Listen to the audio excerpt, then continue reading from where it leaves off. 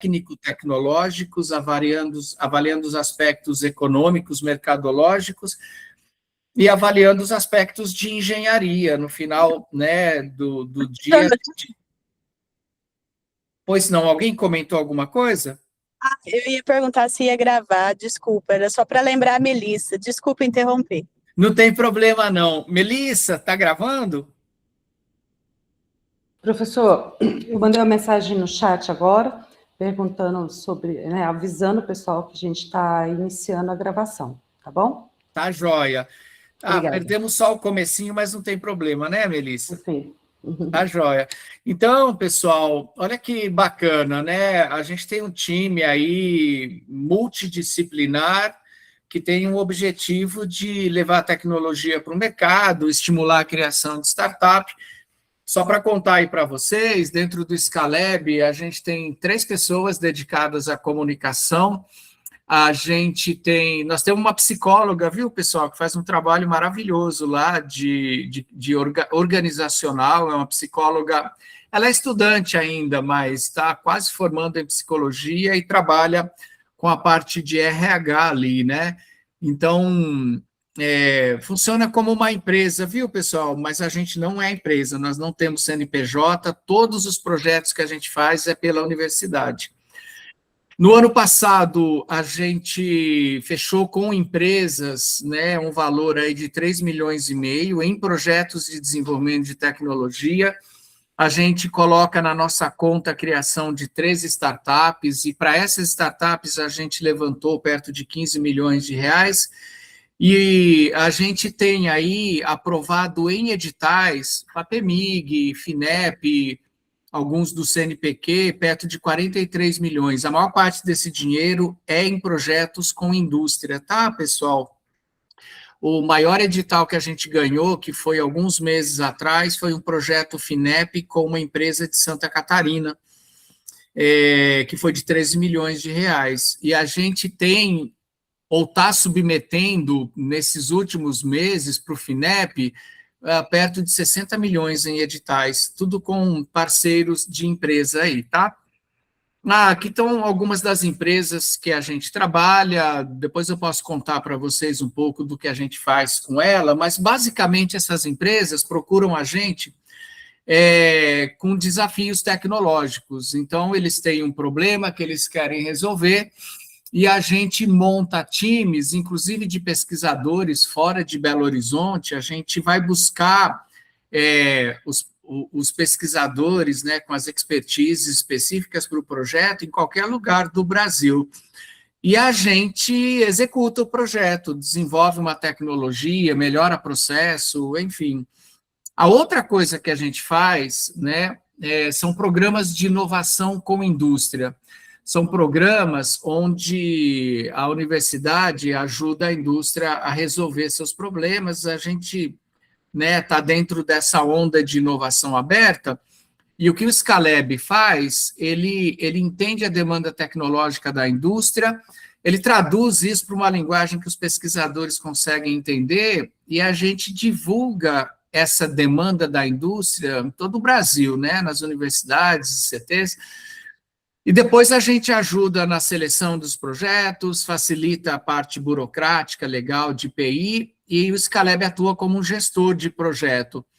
E depois, para as melhores tecnologias, a gente ainda trabalha num programa de pré-aceleração-aceleração que avalia os aspectos de viabilidade técnica, econômica e mercadológica. Então, o que a gente faz de diferente é que, além de ter toda a parte técnica, tecnológica desenvolvida pelo pesquisador, a gente vai fazendo em paralelo toda a parte de viabilidade da tecnologia, né?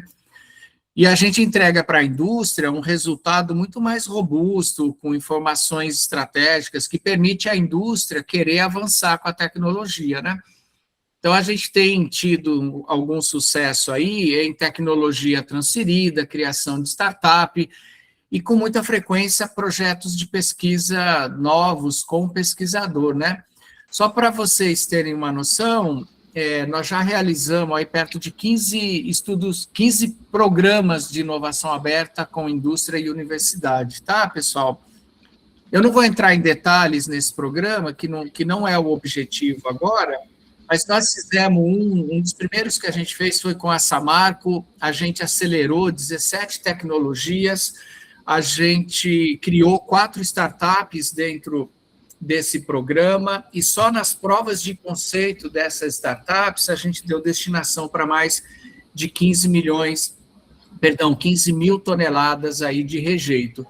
É um projeto que a Samarco investiu quase 800 mil reais para a gente executá-lo, e as startups criadas, quando a gente apurou, já tinham aí vendido perto de 4 milhões de reais aí, tá? 4 startups que a gente criou, 2 decolaram, a Ecomud e a Gico, e a Reuse e a Silicon não foram para frente, mas muito por conta de problemas aí de equipe, né? Porque as tecnologias tinham viabilidade econômica e de mercado aí. A Nexa é uma super parceira nossa, a Nexa é uma das produtoras de zinco mais importantes do mundo, ela é do grupo Votorantim, e a gente trabalhou na resolução de um super desafio deles, chamado Jarosita, e a gente criou com eles um programa chamado Mining Lab Beginnings. Beginnings porque vai buscar a ideia, TRL 1 e 2. Então, a gente lançou o desafio Jarosita no Brasil, e apareceram 42 ideias do que se poderia fazer.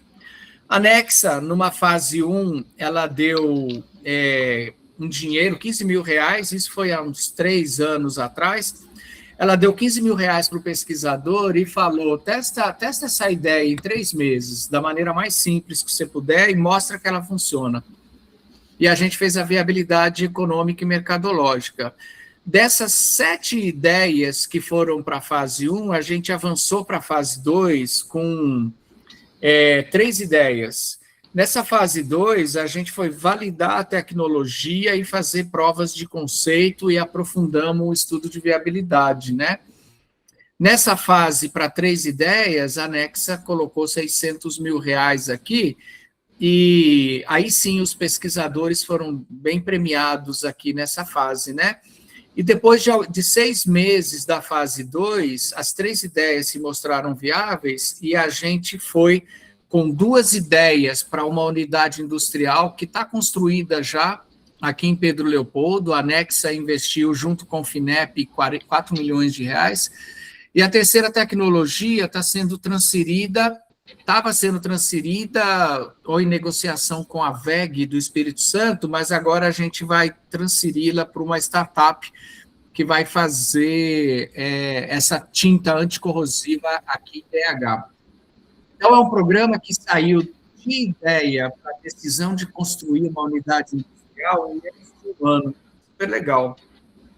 Fizemos vários outros projetos com a Nexa, fizemos um aqui em Minas Gerais, com dinheiro da FAPEMIG, e a gente trouxe também um investimento da RHI Magnesita. Nesse programa chamado Scalice, a gente terminou o programa com 4 startups, a Green Gas, que é da UFOP, a Insumo, que é do Paulo Grangeiro, vários de vocês devem conhecê-lo, né? Ele está na Universidade Federal de São João del Rei, aqui em Divinópolis.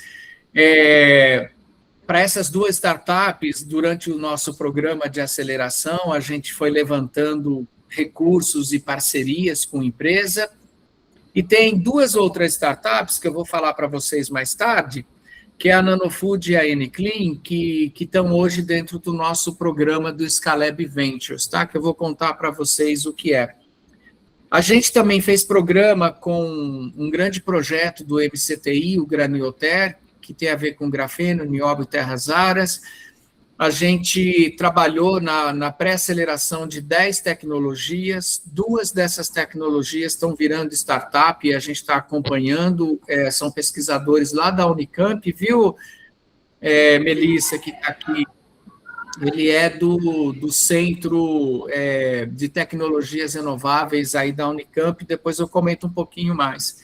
Nós fizemos um programa de pré-aceleração com 8 países da América do Sul, e ajudamos a ANP na primeira fase do programa NAVE, que foram 18 desafios das 8 petrolíferas maiores aqui do Brasil, e a gente mapeou 348 startups para trabalhar esses desafios. Depois a gente saiu e o Instituto Brasileiro de Petróleo acabou conduzindo o resto do programa. Pessoal, quando a gente olha para esses programas todos, a gente percebe que a gente criou um grande funil que atrai tecnologias com potencial de virar startups. Esses números estão desatualizados, aliás, a gente hoje já acelerou mais de 100 tecnologias, mas só para dar para vocês uma ideia aí dos números, né? E o que a gente percebe, agora a gente entra um pouco mais no assunto, né, da nossa conversa hoje, é que a universidade está cheia de possibilidades de startups, né? A gente tem tanta tecnologia incrível que está nos laboratórios. Quando essas tecnologias vêm para os programas de pré-aceleração, aceleração, os pesquisadores e seus alunos, super empreendedores, né, eles ficam muito entusiasmados.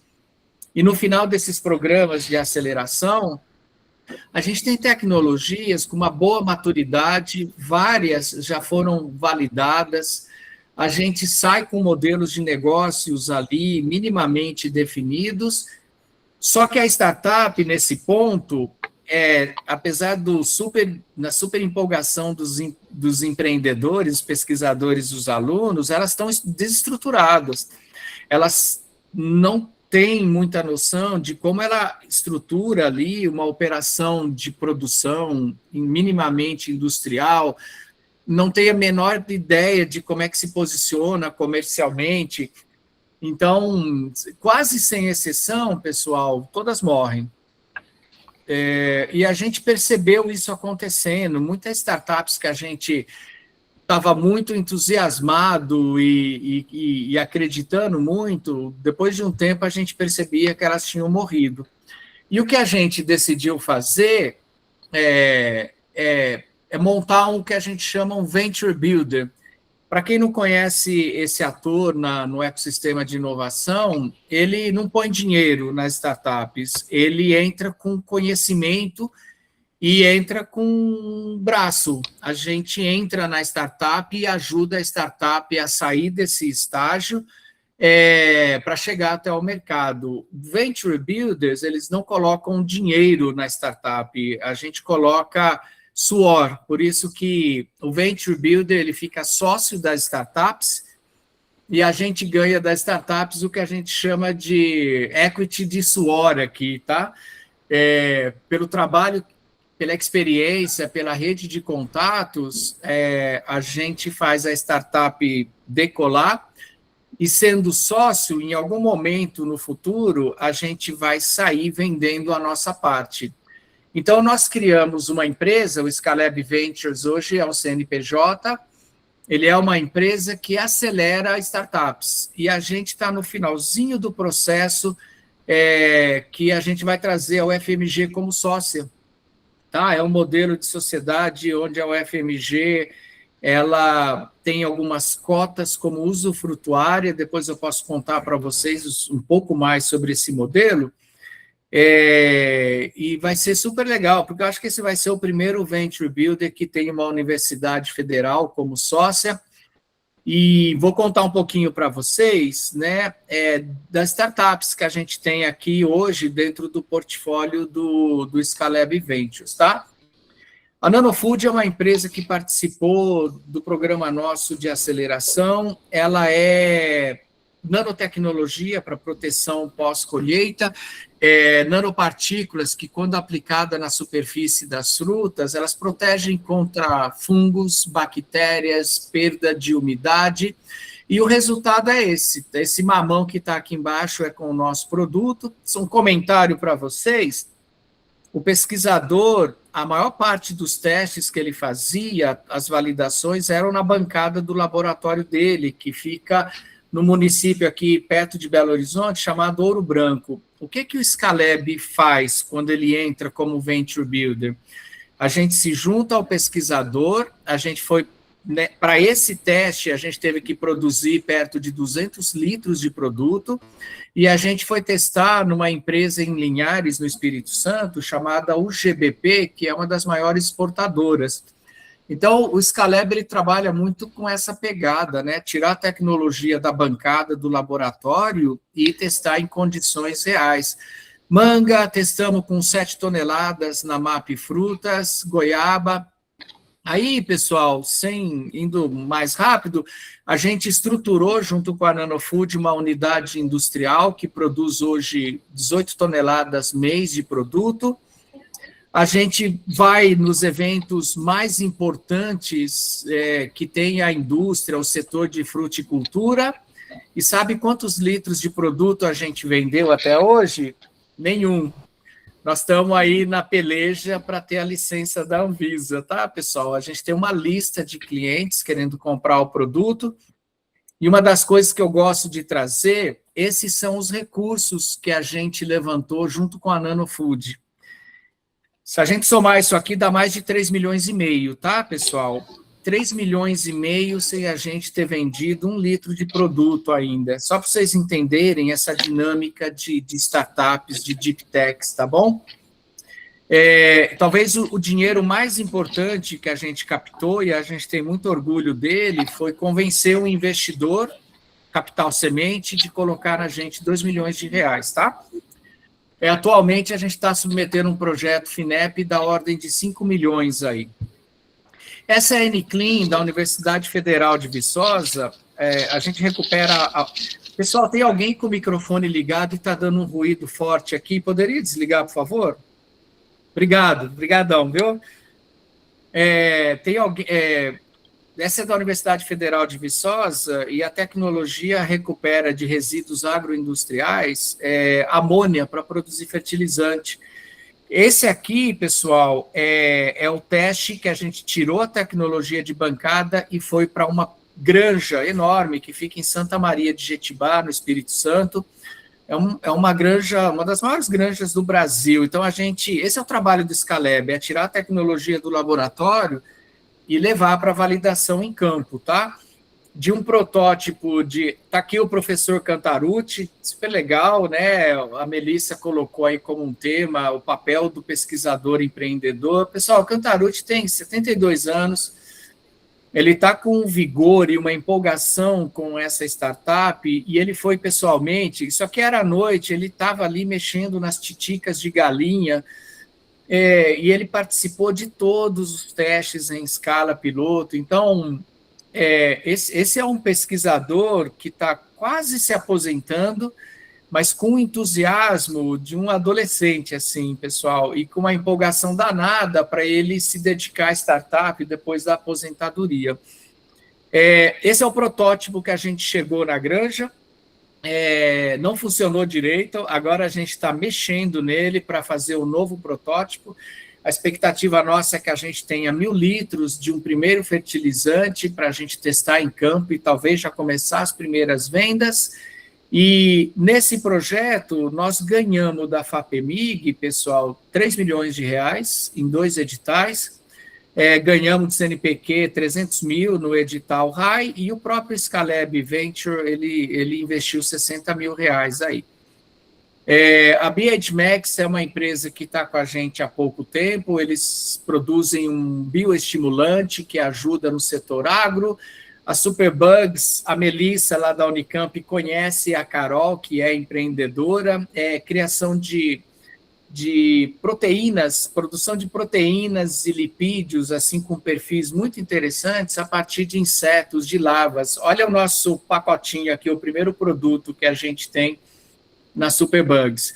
A Carol é uma super pesquisadora, ela entende desses bichos todos aí.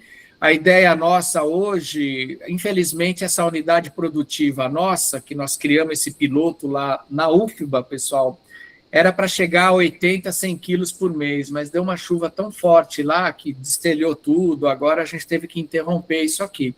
Mas a gente já estava no ponto de testar produtos já no mercado, tá? A Kit é uma startup que nasceu também no nosso INCT, ela é recursos didáticos para ensinar ciências, especialmente química, em sala de aula. A gente produz essas coisas aqui, pessoal, que são, enfim, para usar em sala de aula com os alunos, tá? Além disso, a gente faz esses modelos 3D, Isso aqui é um stand que a gente foi algumas semanas atrás para expor os produtos da KIT. Esse aqui é um box, que é talvez o nosso principal produto. Ele é o box de kits de química para o primeiro ano de ensino médio. Então, a gente está terminando a produção desse box e a ideia nossa é vender para redes de escola, começar com redes de escola privada, e depois passar para a escola pública também, né? Esse aqui é um projeto super legal que a gente fez com uma mineradora.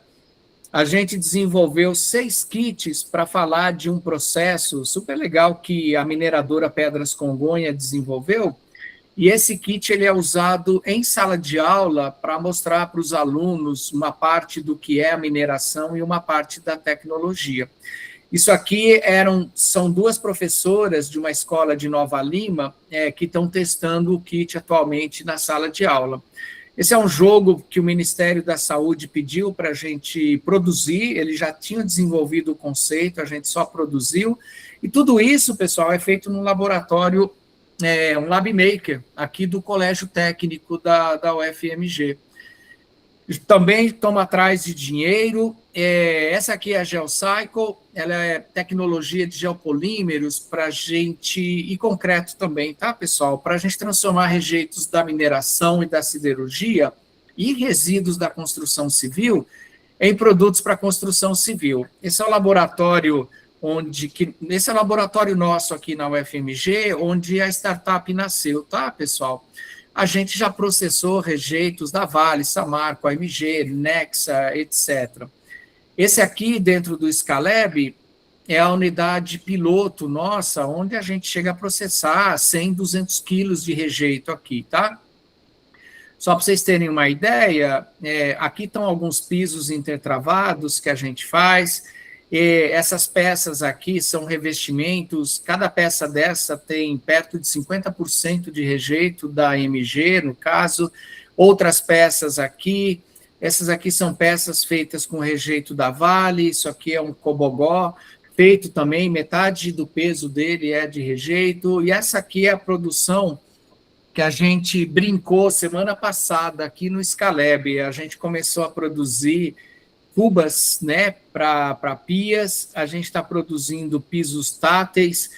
Então, hoje a gente tem um portfólio de mais de 10 produtos que a gente consegue produzir a partir de rejeitos aí, tá? Essas peças foram feitas com resíduos da construção civil, aqui da Secretaria de Infraestrutura de Minas Gerais aí, né? Então, é só para vocês verem as coisas super legais que a gente consegue fazer a partir de rejeitos, né?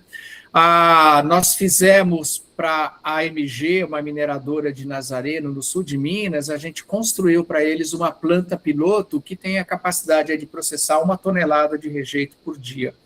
Não é muito, mas já é o suficiente para a própria AMG fazer os seus pisos e instalar ali dentro da própria fábrica, tá? Esse é um projeto que a gente, a GeoCycle, ela submeteu um projeto agora para a FAPEMIG, Minas pelo Clima, pedindo 2 milhões, e nós estamos escrevendo um projeto FINEP de 5 milhões também, que vai ser submetido daqui a algumas semanas, tá, pessoal? Isso é uma startup super legal, a Jardim Mineral, ela usa rejeito da mineração para produzir tintas e texturas, pessoal. Isso aqui é uma artista plástica, a Ana, que procurou a gente há 1 ano atrás, mais ou menos. E ela fez um trabalho maravilhoso. Durante esse período, de 2022 a 2025, ela chegou a produzir mais de 3 mil litros de tinta. E uma tinta com uma performance muito interessante, e feita a partir de rejeito da mineração. A Ana é famosa, o Itamaraty e o governo de Minas descobriram ela vai fazer exposição em vários lugares do mundo, e o trabalho dela é incrível, porque parte dele vai para as comunidades em territórios de mineração. Ela já pintou mais de 200 residências, né? Não só em territórios de mineração, mas ela também tem um projeto social no Morro do Papagaio, é uma comunidade aqui de BH, e ela vende muita tinta, por incrível que pareça, para pintar imóveis de gente muito rica. Então, ela trabalha nesses 2 extremos aí, viu? Em comunidades em situação de vulnerabilidade e até imóveis de alto padrão aí. Ela dá oficinas, só que a Ana não entende nada de química, né, pessoal? Então, ela procurou a gente para desenvolver tinta com qualidade técnica, né? Então, tá super legal. Nós estamos com uma exposição lá na sede da ABM, Associação Brasileira de Metalurgia, Materiais e Mineração, em São Paulo. Esse é um container que tem a exposição nossa, que vai ficar lá até dezembro. Então, se vocês estiverem em São Paulo, e a gente agora sai de uma produção artesanal e a gente passa agora para uma produção de uma tinta industrializada, certificada, com qualidade técnica comprovada, e a gente acabou de alugar esse galpão aqui, foi semana passada, porque a gente ganhou, no final do ano passado, a gente ganhou 536 mil da FAPEMIG, num edital chamado Compete Minas. Em dezembro, a gente convenceu uma mineradora a aportar 540 mil. Com esse dinheiro, a gente vai construir uma unidade que vai produzir 10 mil litros de tinta por mês. E também submetemos para um edital Minas pelo Clima 1 milhão, e estamos submetendo também 5 milhões aí FINEP. Então, pessoal, vocês notaram que não dá para fazer nada com startup se a gente não tiver dinheiro, né? Então, a gente trabalha muito um posicionamento da startup e levantar dados para a startup e feitos para que a gente consiga ganhar 5 milhões na FINEP. Então, essa é uma estratégia. Com pouco dinheiro, a gente estrutura a startup, tem produto, faz algumas vendas, inclusive, né? E aí, quando chega um edital que me permite pedir 5 milhões, eu tenho uma proposta com uma boa robustez, assim. Pessoal, deixa eu ver que horas são aqui.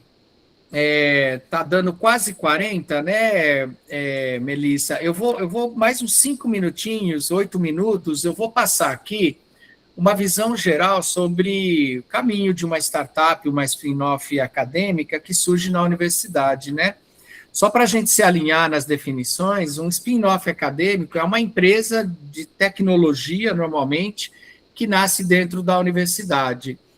Uma startup, um spin-off acadêmico pode ser uma startup. Se uma startup nasce dentro da universidade, ela é um spin-off acadêmico, tá? Startup tem essa característica de ser uma empresa que está nascendo, ela tem um grau de inovação que é normalmente, se eu abrir uma padaria, não dá para chamar de startup, tá? Então tem que ter um conteúdo aí de tecnologia, de inovação alto para ser chamada de startup, né? E, normalmente, startup, ela tem alto risco, né, e um potencial de escalar muito alto. Então, investidores adoram startups aí. Pessoal, e a figura central, né, é empreendedor. Eu costumo falar que uma startup não nasce sozinha, não cresce sozinha, tem que ter um empreendedor. Então, dentro da universidade, né, a gente sempre considera que o empreendedor é esse elemento central. E a gente trabalha muito características empreendedoras. Posso falar sobre essas características com vocês depois, mas uma coisa que eu falo é a seguinte, empreendedorismo, pessoal, não é ciência que tem tudo definidinho, tem um caminho certo, é uma ciência exata, não, e não é uma arte que depende de intuição ou de uma caixa preta e que ninguém sabe do jeito como funciona. O empreendedorismo, ele tem muito de prática. Empreendedorismo é um conhecimento tácito, né? E aí, o que significa? Que você só aprende a ser empreendedor fazendo. Então, todo o trabalho nosso de estimular empreendedorismo, não dá para ensinar empreendedorismo, viu, pessoal? A gente estimula. E ele é um trabalho feito com os empreendedores, com o seu projeto e trabalhando em cima do seu projeto. Eu gosto muito da ideia de relacionar a criação de uma startup, né, com as fases que a gente vive aí. Tem um momento aí da gestação, essa gestação tipicamente acontece dentro da universidade, a startup nasce, aquele momento delicado ali, que recém-nascido, super frágil, né, tudo é muito difícil ali naquele momento. Tem a infância, que você tem que cuidar direito, tem a adolescência, que é crise pós-crise, né? e a maturidade. Eu gosto de enxergar a criação, né, de uma startup por essa linha aqui, ó. A gestação, ela é dentro da universidade, pessoal, de uma forma muito rápida. A startup, dentro de universidade, as spin-offs acadêmicas, elas nascem tendo como ponto de partida a ciência. A ciência que é usada para gerar conhecimento, formação de RH e publicação, ela também pode ser vista como uma possível geradora aí de startup. Eu costumo dizer que não tem um caminho único para criar uma startup a partir da ciência, mas eu gosto desse caminho, que para mim ele faz muito sentido. A primeira coisa que a gente estimula os pesquisadores a fazerem é patenteia. Se você tem uma tecnologia que está ali no laboratório, patenteia. Patente é um ativo, ele te dá a posse da tecnologia, isso pode ser muito relevante depois. Ele te protege, ele pode assegurar investimento, tem investidor que, se não tiver patente, não vai colocar dinheiro em você. Patente pode ser usada para negociação, ela estimula novas tecnologias, coloca você e a sua universidade nos mapas aí de tendências tecnológicas, e é um indicador importante de inovação para a nossa universidade, né? Depois que patentear, a gente costuma sugerir, vê se esse negócio é realmente uma oportunidade de negócio, faz uma avaliação da oportunidade. A maior parte das patentes que a gente tem na universidade são invenções super criativas, muito interessantes do ponto de vista de conhecimento, mas quando você para olhar com um pouquinho mais de detalhe e profundidade, elas não representam uma oportunidade de negócio. Então, fazer uma avaliação da oportunidade na forma de um EVTE, um estudo de viabilidade técnica e econômica, pode te dizer se vale a pena avançar ou não. E se você tiver a evidência de que você tem uma oportunidade interessante de negócio, aí vale a pena ir para fazer uma prova de conceito, construir uma planta piloto. É o que o Scaleb faz, viu, pessoal? Ter quilos de produto, levar para um cliente real, testar seu produto, ver se ele funciona realmente, ver se ele está ajustado ao mercado, tentar entender seu modelo de negócio, fazer validações, tá? Até que, se você domina a ciência, tem a patente, você tem a posse da tecnologia, você tem números que te mostram que você tem uma oportunidade de negócio, você fez o produto, testou com o cliente, pessoal, aí é o momento de fazer a empresa nascer. Eu sempre sugiro, não cria a empresa antes de fazer essas coisas, né? Então, aqui é o nascimento da empresa, depois que você fez tudo isso. Pessoal, isso aqui tudo acontece dentro da universidade, tá? A empresa nasce sem ter uma sede. Eu mostrei aquele galpão para vocês que a gente alugou agora, mas foi só depois de 1 ano testando o produto aí, ó. Outra maneira que eu gosto de ver em termos de sequência, pessoal, que está relacionado com aquela sequência anterior, é que quando a gente pega uma tecnologia, a gente sempre fala, vamos ver o que falta para finalizar a tecnologia. A gente tem que transformar a tecnologia num produto, tem que ajustar a tecnologia a um produto. Essa parte parece que é trivial, mas não é não, viu, pessoal? E depois que eu entendi qual é o produto que eu vou vender, aí eu aumento a escala. E aí eu entro numa fase que eu tenho que fazer um ajuste do produto ao mercado e eu tenho que fazer um ajuste do modelo de negócio ao mercado. Repara que nessa segunda etapa aqui não tem praticamente mais nada de tecnologia. Aqui a gente começa a olhar aspectos de design, de produto, de performance, de mercado, né?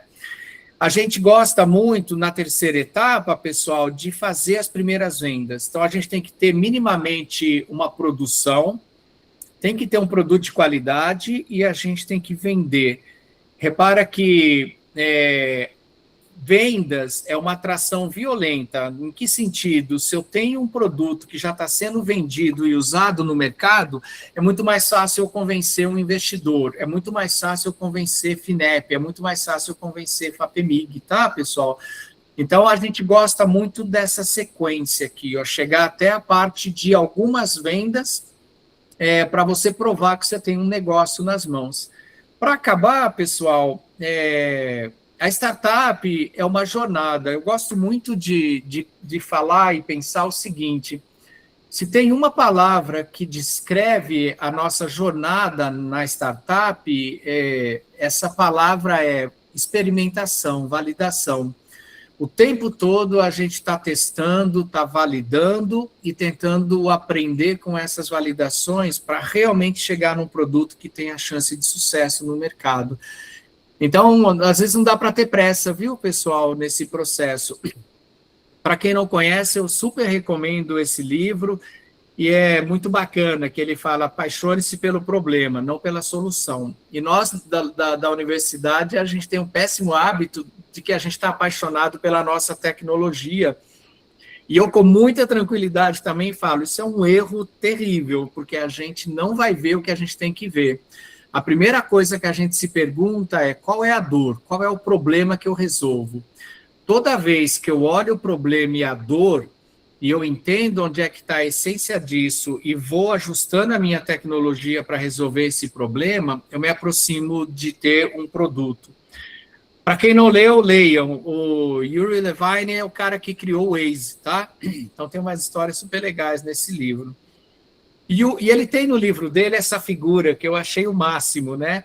Eu vivi esse processo, e é curioso que muita gente acha que o caminho é quase linear, e vai chegar uma hora que ele vai dar certo ou vai dar errado. Aí não é assim.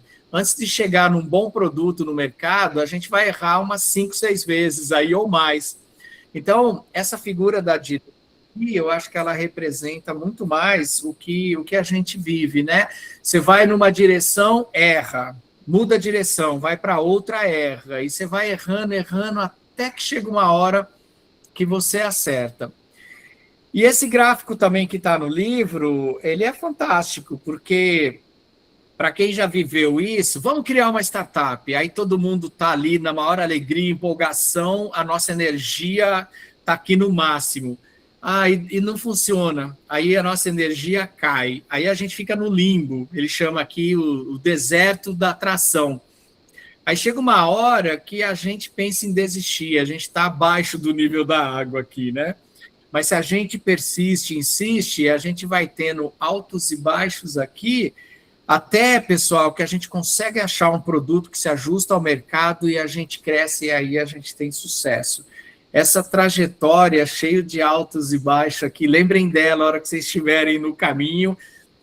Toda vez que vocês estiverem super animados, lembra, não é isso. Toda vez que vocês estiverem muito desanimados, fala, não é isso também, vão para frente. Pessoal, obrigado. Eu não sei, Melissa, passei do meu tempo aí? Ô, professor, obrigada. Não, deu 5 minutinhos só. Tá tranquilo. Muito obrigada. Estou à disposição para perguntas aí, viu, pessoal? Espero que tenha sido útil aí para vocês. Pessoal, vocês gostariam de fazer alguma pergunta? Pode colocar aqui no chat, agora que o professor Rochel terminou. Se vocês quiserem levantar a mão aqui também, fazer algum questionamento, fiquem à vontade. Tem algum empreendedor aí, gente? Fez sentido o que eu falei?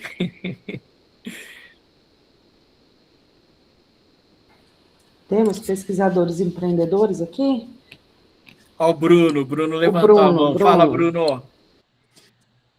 Bom, professor, primeiramente, boa noite a todos. Muito obrigado aí pela apresentação, foi muito bacana. Legal. Eu sou professor aqui na Federal de Itajubá, né, e a gente está iniciando um novo trabalho nessa parte de educação empreendedora, e eu queria saber o seu ponto de vista com relação a como lidar com esse grande desafio de ensinar. Você disse que não dá para ensinar o empreendedorismo, né? A gente tem que estimular. Como trabalhar isso perante a universidade, né, que é um berço de ideias, né, a fase de ideação. Então, nós temos vários projetos que muitas vezes eles no papel são fantásticos, e aí a gente começa a caminhar nesse sentido de empreendedorismo e muitos acabam morrendo na praia. Você está na Unifei, Bruno? Estou na Unifei. Que legal, cara. Eu tenho muito contato lá em Itabira. Estive com o reitor lá, o Marcel, a gente está inaugurando um centro de tecnologias para rejeito da mineração com o professor Fabrício, super empreendedor também. Ô Bruno, ó, acho que a tua pergunta tem 2 aspectos aí, né? O primeiro deles é, cara, vai buscar empreendedor nos alunos. O professor, a gente não dá conta, viu, Bruno? A gente tem tanta coisa para fazer na universidade que a gente não dá conta de tocar uma empresa. Tocar uma empresa é um troço com volume de trabalho e dedicação absurdo. Então, quando o professor não atrapalha, já é uma grande coisa. Tem professor que atrapalha, viu, pessoal? Mas quando o professor tem um entusiasmo, empolgação, começa a desconfiar que ele sozinho talvez vai chegar num ponto limitado. Mas a hora que ele tem alunos empreendedores, cara, essa nova geração tem um pique aí muito interessante, viu? Então, a primeira coisa, viu, Bruno, eu sempre olho para o time que está do lado do pesquisador e ali eu gosto de investir, porque eu acho que eles que estão no momento de fazer uma aposta arriscada, estão com pique, com energia, e é neles que a gente trabalha, inclusive para eles ganharem independência do professor e trazerem a cabeça nova e fresca que eles têm, porque precisa. Estou falando sério, pessoal, pesquisador atrapalha, porque ele acha que tudo é ciência, pesquisa, e a maneira dele entender desenvolvimento de produto e processo é uma maneira que talvez não seja a melhor, e ela vai ser muito lenta, e professor, às vezes, segura os alunos que estão querendo se arriscar mais. Então, tem que ter esse balanço. O pesquisador é um super ativo para a empresa, é muito legal ter um pesquisador na empresa, mas a dinâmica da empresa, a experiência que eu tenho cara, os alunos têm que tocar esse negócio aí. E como é que a gente estimula isso na universidade, né, Bruno? Eu acho que tem 2 caminhos. Tem um caminho que eu chamo de top-down, que vem de cima. O seu reitor aí, ele é incrível, viu, cara, o Marcel? Ele super apoia essas causas aí de empreendedorismo, criação de startup, transferência de tecnologia. Aproveita o reitor que você tem aí. Tem que ter uma mensagem clara da alta gestão para que todos na universidade saibam que empreender é legal, é desejável criar empresas, é desejável transferir tecnologia. Se você tem uma gestão alta que não apoia isso, tudo fica... Porque você, inclusive, não cria estruturas institucionais para apoiar isso, tá? Então, tem uma estratégia importante, institucional, que tem que apoiar isso e tem que passar uma mensagem clara. E tem a outra estratégia, Bruno, que é de baixo para cima, que é você estimular alunos e professores com cursos, seminários, e levar essa mensagem clara. Pessoal, nós precisamos criar startups, a gente precisa usar as tecnologias que estão paradas. Então, é um trabalho institucional que é de cima para baixo e de baixo para cima, viu, Bruno? Não sei se eu respondi a tua pergunta direito aí. Respondeu sim, professor. Muito obrigado, viu? Obrigadão. Eu acho que o Luciano levantou a mão, né? Isso. Próximo é o Luciano, depois a Juliana. Boa noite, professor. Tudo bem? Parabéns pela palestra. Tá bom? Tudo bem, estou bem também. Professor, sou professor aqui na UFTM também, era professor na UFMG, continuo como professor de pós-graduação aí, professor efetivo lá no programa de Ciência da Reabilitação. Mas, professor, tenho muita intenção, tenho muito interesse, tenho muitas ideias boas, muitas delas eu estou produzindo sozinho, mas eu vou ser bem sincero com você, parece que todos beneficiam mesmo o professor quando você vai ler a legislação. Parece que é um ninho de fio desencapado, especialmente o docente DE. Eu, sinceramente, tenho extremo receio. Toda a legislação, ela parece beneficiar todos, menos o docente DE. Então, a ideia, as ideias eu tenho, a intenção eu tenho, mas, sinceramente, eu tenho medo. Porque a impressão que eu tenho, ainda mais no mundo de hoje, especialmente a universidade, ela tem se mudado muito, mas ainda... Parece que o professor ainda parece ser um malvadão. Estamos amarrados, né, Luciano? É impressionante, é impressionante. Então, eu queria, sei lá, uma opinião sua sobre isso, como que a gente Se de fato é isso mesmo ou se não, as coisas não são tão intransigentes assim. Como eu vim da UFMG, eu conheço, e aí eu sei que o cenário aí é bem diferente. Mas aqui eu não posso ministrar mais do que 8 horas de aulas semanais numa especialização lato sensu fora, porque a interpretação da legislação aqui é bem fechada. Entendeu? A partir do momento que eu tenho uma dificuldade para dar mais de 8 horas de aula numa lato sensu fora, para participar de um curso, dar um curso, que saiu montar uma empresa, uma spin-off acadêmica, eu de fato eu tenho muito receio aqui. Ô, Luciano, a situação é muito parecida com muita gente, muito docente DE, né? O marco da inovação abriu muitas possibilidades, viu, Luciano? Mas hoje eu acho que a situação é bem clara, né? Embora a UFMG, como você falou, eu acho que ela tem um nicho aqui que é grande, super atuante. Mas olha só, natural você ter medo, muita gente tem, mas você tem todo o espaço que a legislação, o marco legal te permite para criar uma startup. Tem regras muito claras, viu, Luciano?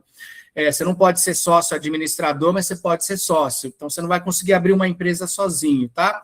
Essa regra de você dar mais de 8 horas de consultoria, prestação de serviço remunerado, ela é igual aqui também, viu, Luciano? Então, você tem que administrar isso aí. Nós somos DE, Luciano, e a gente tem que entender isso. E eu acho que todas essas regras chatas, em boa medida, elas têm um sentido. Então, eu parei de brigar com elas, viu, Luciano? E comecei a entender como é que eu consigo contornar isso. Então, a legislação te dá essa abertura, você pode ser sócio de empresa, você tem que, talvez, calmar os seus desejos de ganhos de curto prazo. No caso de uma startup, esse é um ganho que vem, provavelmente, depois de alguns anos. E se você tiver realmente algo incrível, eu acho que esse é um investimento seu de médio prazo. Cria esse algo incrível que alguém vem comprar depois, tá? Eu gosto muito dessa ideia, tá, Luciano? Startup não vai te dar um retorno financeiro de curto prazo, viu, Luciano? Mas, acho que tem que ter a precaução, consulta todo mundo. Por exemplo, para abrir esse CNPJ do Venture Builder, eu tive que fazer consulta à nossa Procuradoria Jurídica e à CGU, para ter os OKs para poder abrir a empresa e fazer a transferência de tecnologia. O que a gente fez aqui, Luciano, está demorando um ano, cara, mas a gente estava trabalhando com coisas que eram muito cinzentas. Eu estou transferindo tecnologia do meu laboratório para a startup que eu criei. Cara, isso é conflito de interesse. Hoje a CGU, ela já permite que isso aconteça. Eles avaliam, minimizam os conflitos de interesse. Então, Luciano, eu não tenho dúvida em te falar. É possível, tem algumas limitações, mas tem um caminho hoje muito claro. Então, não desiste não, viu, Luciano? Vai em frente e se precisar de ajuda, me chama, a gente pode falar com o nosso NIT, que tem uma experiência de muitas startups criadas aqui dentro. O NIT da Unicamp, tá, a Melissa aqui, ele é incrível também, tem muita experiência com isso, e a gente vai se ajudando. Eu acho que é super legal, que é importante que alguém que já passou por isso, Luciano, possa falar com você e te apontar caminhos e te deixar tranquilo, tá? Mas, faz tudo dentro da legalidade, com um respaldo jurídico. O NIT de vocês aí pode ajudar muito também, tá? Mas não desiste não, cara. Sabe por quê? O dia que você se aposentar, Luciano, você vai se arrepender demais, cara. Você vai falar assim, putz, eu tinha tanta coisa. Luciano, isso eu já vi acontecendo. O dia que você vê um negócio que era um produto seu tendo sucesso no mercado, nossa, você vai querer se espancar. Como é que eu não lancei esse produto antes, né? Então, vai com paciência, com tranquilidade, com resiliência. A startup não vai te dar dinheiro no curto prazo, mas se você fizer um trabalho bem feito, a tua startup vai multiplicando de valor, em algum momento você vai vendê-la e vai ganhar muito dinheiro, tá? Um dos objetivos nossos com startup não é idealista, eu quero ficar rico, eu quero ficar muito rico, viu, pessoal? E acho que você quer ganhar dinheiro também, né, Luciano? Então, com certeza. Mas, assim, os produtos que eu estou desenvolvendo, eu acho que ele tem uma aplicação também populacional, que eu trabalho com condições de saúde de doenças negligenciadas. Que Então, legal. se a gente disponibilizar isso comercialmente, ou até para o SUS, isso vai melhorar muito a assistência desses pacientes. Então, não é algo só para ganhar dinheiro.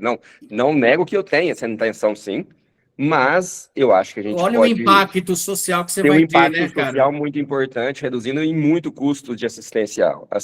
Então, O é impacto é claro que tem um enorme. objetivo, mas tem outros interesses por trás, né? Super legal, Luciano, super legal. Vai em frente aí, tá?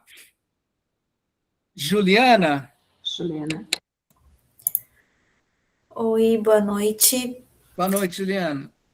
Professor, muito obrigada, foi excelente, assim, muito, muito legal mesmo. Parabéns também, né? Acho que a UFMG é pioneira em muitas iniciativas.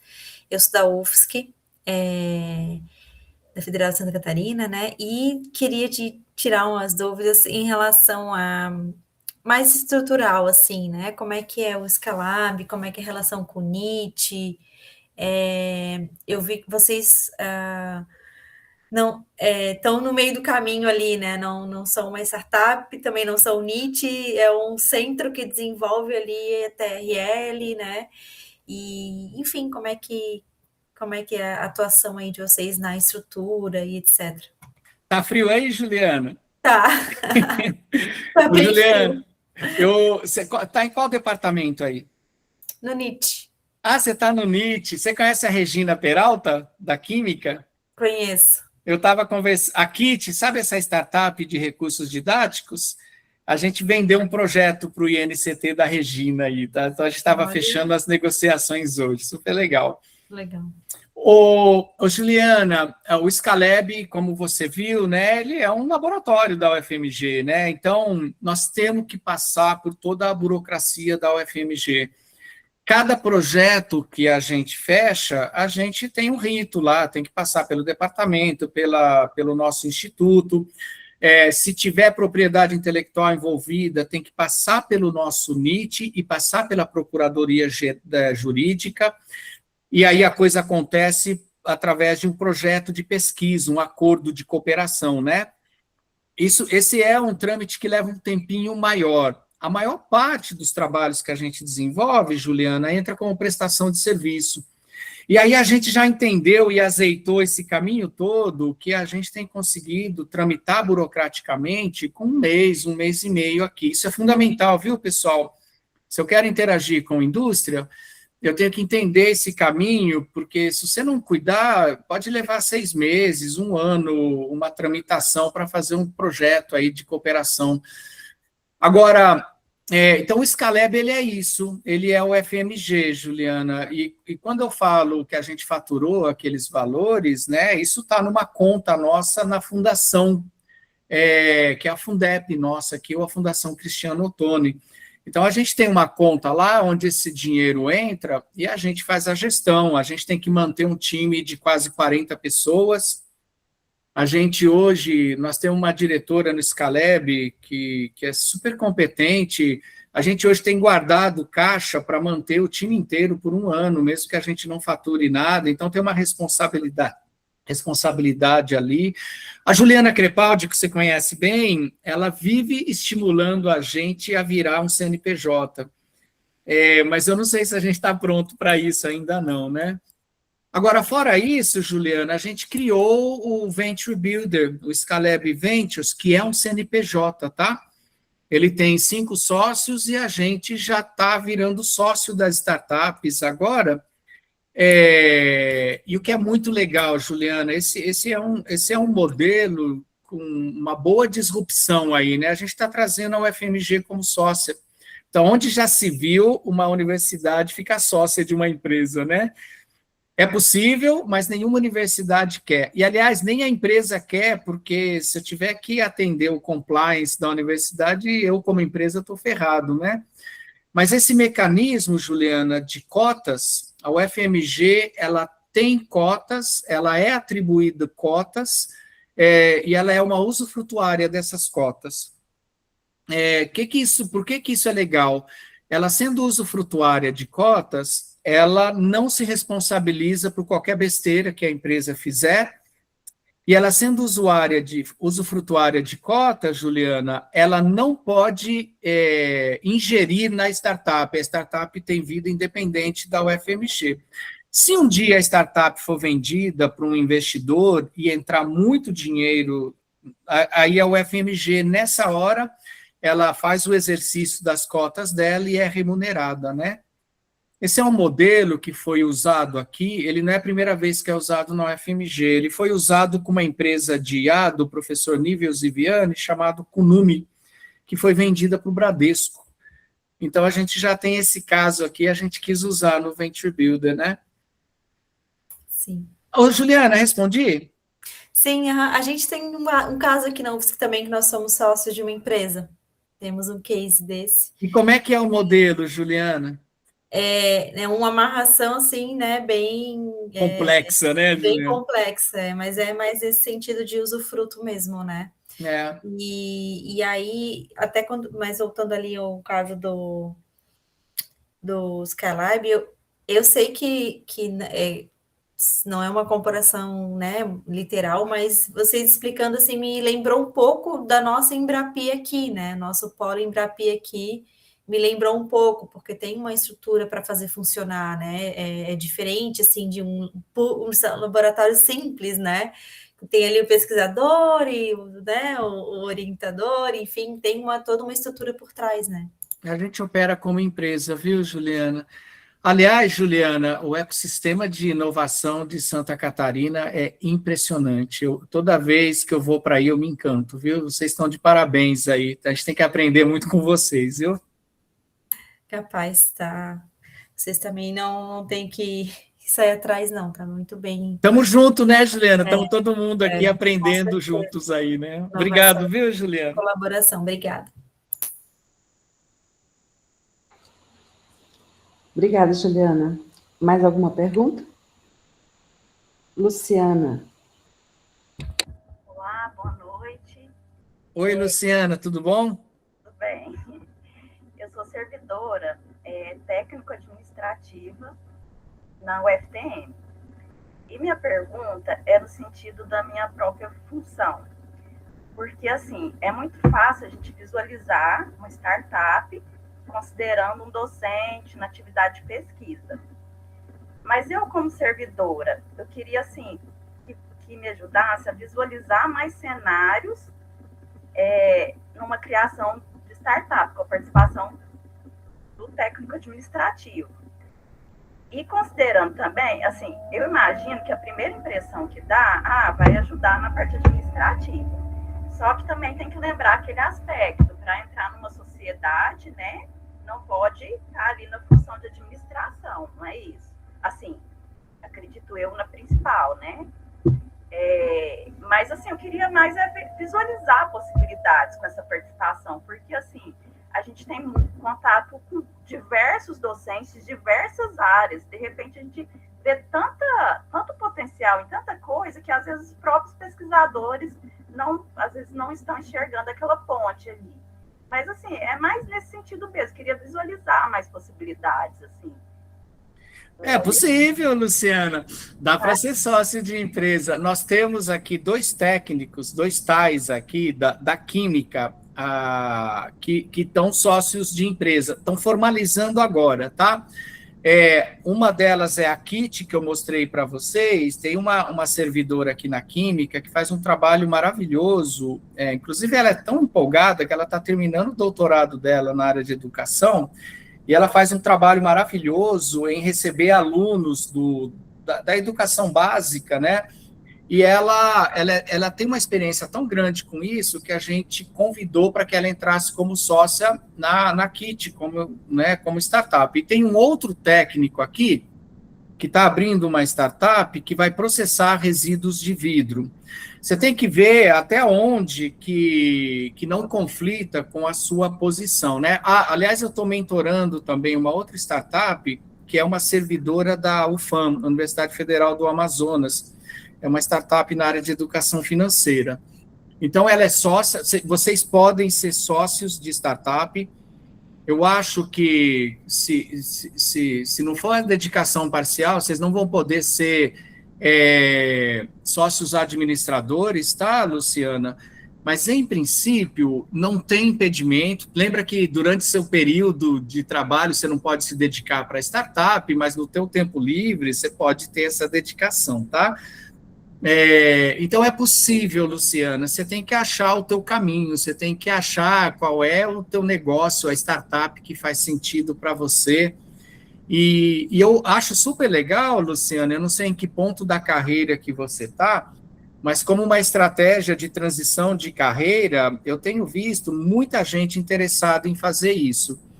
Sei lá, falta 5 anos para aposentar, começa a pensar seriamente nessa possibilidade, que 5 anos é um bom tempo para você amadurecer ideias e tentar possibilidades de startup, se conectar com pessoas que estão querendo abrir startup. Se você tem uma competência complementar, sei lá, se você é boa em finanças, você pode ter um papel importante numa startup de tecnologia. Se você é boa, sei lá, com a parte comercial, eu não sei qual é a tua posição, viu, Luciana? Mas, eu vejo esses técnicos, esses tais, né, que se envolvem com startup, eu vejo um brilho nos olhos, né, e uma ressignificação da carreira, num ponto que é muito legal, assim. Pensa com carinho nessa possibilidade. Tá bom, obrigada. Eu vou pensar assim, é bom que a gente vai, né, com o tempo, assim, vai amadurecendo as ideias, né, e vendo as oportunidades.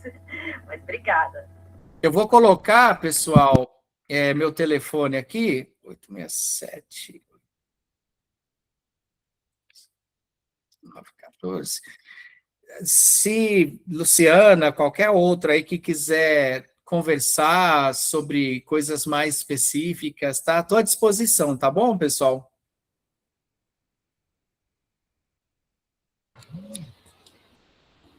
Muito obrigada, professor. Tem alguns comentários aqui no chat, né? O pessoal agradecendo, elogiando bastante a sua apresentação, o conteúdo. A gente agradece muito aos participantes pela essa interação. E eu também queria fazer uma pergunta. À vontade, Melissa. Né, assim, a gente vê o sistema de vocês, assim, funcionando, de brilhar os olhos, né? Então, toda a dinâmica que vocês construíram de levar demandas para dentro da universidade, de estimular as soluções de dentro das universidades, mas a gente tem que convir, né, que a gente está falando de um centro urbano, né? Nós estamos falando de uma região que tem grande potencial, que tem muita indústria e tal. Nós estamos aqui, né, pela UFTM, na cidade de Uberaba. Sim. Que é o polo industrial também, mas proporcionalmente muito menor, né? Então, como é que a gente vislumbra, né, essa comunicação e essa eficiência de gerar novas startups a partir dessas tecnologias para soluções de mercado do setor produtivo local em condições que não são de um centro urbano? Entendi a pergunta, viu, Melissa? Eu vou citar para você os casos de Santa Rita do Sapucaí. Eu acho que lá, né? O Bruno está aí, ele conhece lá, né, Bruno? Santa Rita do Sapucaí é um caso incrível. Tem muita coisa de urbano ali perto, não, né? A própria Unifei, né, que está ali em Itajubá, na área de elétricas e outras áreas, eles têm projetos incríveis lá, né? Atraindo grandes empresas como Petrobras, etc. Tem a UFV, por exemplo, né, Melissa? A UFV também está no fazendão lá, né? E, no entanto, é referência e lança um monte de startups. Eu acho que não tem essa coisa de fronteiras mais, viu, Melissa?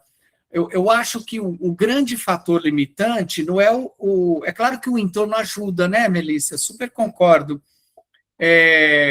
Tá em Belo Horizonte tem muito facilitador para a gente. Mas pensando nesses exemplos que estão em cidades menores, né? Eu acho que a gente cria esses negócios meio que sem fronteira, né? Você vê, Melissa, a gente testou as tecnologias lá no Espírito Santo, Linhares, em Santa Maria de Jetibá. A gente vai testar a tecnologia no Sul. A gente já foi testar a tecnologia na Bahia. Então, a gente desenvolve a tecnologia e ela tem que ser desenvolvida, inclusive, no início, sem fronteira. Eu costumo falar que a gente tem que pensar os negócios para eles serem mundiais. Então, quando a gente desenvolve, está pensando numa startup, o tempo todo a gente traz isso para a pauta, né? Essa tem que ser uma startup para o mundo. De preferência, eu quero criar um negócio global, né? E se você tem algo bom nas mãos e você está com energia e tá no caminho certo, aí você vai testar isso e vai achar o cliente onde ele estiver, viu? Mas concordo com você que nesses estágios iniciais, tá em Belo Horizonte é um diferencial, sim, tá? Mas o grande gargalo, viu, Melissa? Ele está ali no início e ele está bem dentro do teu quintal. É você ter as pessoas certas, mecanismos simples de estímulo, porque buscar o dinheiro, você vai buscar em Brasília, aqui em BH, na FAPEMIG, né? Então, não deixar isso ser uma limitação, não. Se a gente, né, acredita que isso pode ser, e olha, eu não estou dizendo que não seja uma limitação, né? A gente tem vantagens aqui, sim. Mas se você achar que essas desvantagens por estar numa cidade menor vão ser muito terríveis, né? Aí você acaba desanimando. Então, não deixa o pessoal... e Uberlândia e Uberaba são cidades super ricas, né? Vocês têm uma vocação aí para algumas áreas super importantes. Então, aproveitar tudo que vocês têm de bom aí, mandar ver, viu, Melissa? E startup para o mundo aí. Com certeza. Obrigada, professor. E só mais uma pergunta, eu até anotei aqui, se o senhor pudesse deixar uma mensagem para um pesquisador que deseja ver sua pesquisa, né, gerando impacto na sociedade, qual seria? Qual seria a sua mensagem? Uma mensagem... Cara, eu acho que... O que me fez chegar nesse ponto, Melissa, foi perceber que só publicar artigo... Esse é o Rochelle falando, viu, pessoal? Publicar artigo é super importante, eu adoro publicar artigo, é muito relevante para o nosso meio, mas entrei em crise porque eu cheguei a essa conclusão. Só publicar artigos não ia me deixar realizado no dia em que eu me aposentasse. O dia que eu sair da universidade e olhar para trás, e se eu visse que só tinha artigo e mestres e doutores, bons pesquisadores, e não estou invalidando isso é o Rochelle interpretando, né? Eu iria me sentir incompleto, eu iria pensar o seguinte, eu podia ter feito muito mais, né? Então, se eu tiver que deixar uma mensagem condensada, cara, esse desejo de você ter um impacto no mundo, o empreendedorismo e criar uma startup é um caminho incrível para isso. Lembra que a gente pode impactar o mundo de diferentes maneiras, mas esse é o caminho que eu escolhi, que eu acredito muito, né? E para trilhar esse caminho, eu acho que são 3 ingredientes, viu, Melissa? O primeiro deles é fome, você tem que querer muito. Então, fome no sentido de vontade, né? É difícil você ensinar fome para as pessoas, porque tem a ver com propósito de vida, né? Mas, se você não tiver muita fome, de querer muito isso, vai ser duro o caminho e vocês vão desistir. Então, tem que ter muita fome. Eu quero muito isso. Quero muito porque quero impactar o mundo e quero ganhar dinheiro. O segundo, você tem que ter um plano. Então, o caminho empreendedor, pessoal, a gente tem que improvisar de vez em quando, mas tem um caminho, tá? Eu costumo dizer que a gente, às vezes, abre empresa como, enfim, fosse fazer qualquer coisa ali. Não, tem que aprender, tem que estudar, tem que conversar, tem que ler muito, tem que assistir muito podcast, tem que conversar com quem já fez, tem que se preparar. Então, você tem que ter fome, você tem que ter um plano, uma direção bem definida. Achem mentores, viu, pessoal? Vem para o Scalab Ventures aqui, arruma um Venture Builder que a gente trabalha junto. E, por último, Melissa, então, fome, um plano, e você tem que ter uma boa gestão das emoções. Porque vai ter dia que você vai estar muito animado, vai ter dia que você vai estar deprimido. E você tem que lembrar o seguinte, não é nenhum nem outros. Com uma boa gestão das emoções, você vai ter ali persistência, resiliência, e se você tem algo bom nas mãos, com uma boa intenção, tem um cara chamado Raval Navicante, ele fala isso, não tem como dar errado, é uma questão de tempo. É só uma questão de tempo. Você vai por caminhos tortuosos, pode dar mais cabeçadas, menos, mas se você tem uma oportunidade legal nas mãos e uma boa intenção, não tem como dar errado, viu, pessoal? Pode levar tempo, mas em algum momento dá certo. Tem que persistir, resiliente, é isso aí. Muito obrigada, professor. Bom, eu gostaria de agradecer a participação de todos, né, de estarem aqui conosco ainda aqui, e quero colocar também a agência, o FTM de Inovação, à disposição para quem precisar conversar, identificar qual que seria o seu potencial, sua ideia, né? A gente tem algumas ações, tanto quanto para desenvolvimento de ideias, né, de quem está dentro da academia, quanto a captação também de demandas de inovação aberta. Né? A gente deve liberar assim, um edital de inovação aberta agora, no segundo semestre, aí a gente também tem pré-incubação, incubação, né? E a gente dá essa assistência para quem precisa dentro do nosso meio acadêmico. Muito obrigada, professor. Eu que agradeço a oportunidade, viu, Melissa? Foi incrível, eu acho que a gente ainda rende mais, viu? Acho que a gente pode chamá-lo novamente, para a gente ter um outro papo também. São várias possibilidades aí de uma rica discussão. Muito obrigada, pessoal. Estão todos aqui agradecendo, a Bárbara. Boa noite para todo mundo. Muito obrigada. Obrigada, pessoal. Tchau, tchau. Até mais, pessoal. Tchau.